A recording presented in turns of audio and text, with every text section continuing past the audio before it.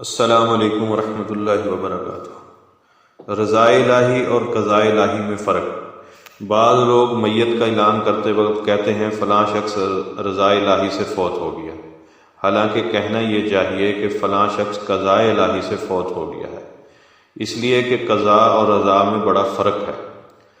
قضاء کے معنی ہے تقدیر الہی، نوشتہ تقدیر، فیصلہ، اتفاق یا حادثہ، جبکہ رضا کے معنی ہے مرضی، خوشنودی اور خوشی۔ لہٰذا جب اللہ تعالیٰ کسی کے بارے فیصلہ نافذ کرتا ہے اس کو قضا کہتے ہیں، اور جب کسی کے کام کی وجہ سے راضی ہوتا ہے تب اس وقت اس بندے پر رضا الہی کا ظہور ہوتا ہے، جیسے کہ ارشاد باری تعالیٰ ہے اللہ ان سے راضی اور اللہ سے راضی۔ اور ایک مقام پر فرمایا بے شک اللہ راضی ہوا ایمان والوں سے، ارشاد باری تعالیٰ ہے اور تمہارے لیے اسلام کو دین پسند کیا۔ مزید فرمایا اور کیا اچھا ہوتا اگر وہ اس پہ راضی ہوتے جو اللہ اور رسول نے ان کو دیا۔ یہ رہا قرآن مجید میں رضا کا استعمال۔ جہاں تک قضا کا تعلق ہے تو متعدد آیت میں رب کریم میں لفظ قضا کو استعمال فرمایا ہے۔ ان کو دیکھ کر پتہ چلتا ہے کہ لفظ قضا کا معنی و مفہوم کیا ہے۔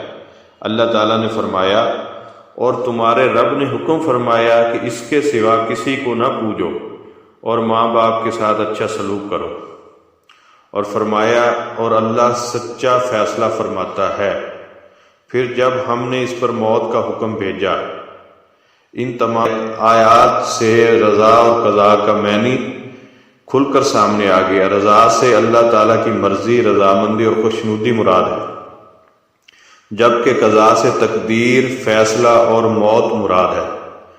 قرآن مجید کی متعدد آیت میں موت کو لفظ قضا سے یاد فرمایا گیا، لیکن کچھ لوگ موت کو رضا الہی کی طرف منسوب کرتے ہیں اور بانگ دہل کہتے ہیں کہ فلاں رضا الہی سے فوت ہو گیا، حالانکہ موت سے رضا الہی سے نہیں قضاء الہی سے واقع ہوتی ہے۔ رضا اور قضا میں بڑا فرق ہے۔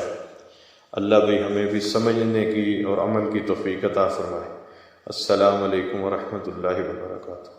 تحریر اچھی لگی ہو تو اس کو لائک بھی کر دیں اور شیئر بھی کر دیں، اور چینل کو سبسکرائب کر دیں۔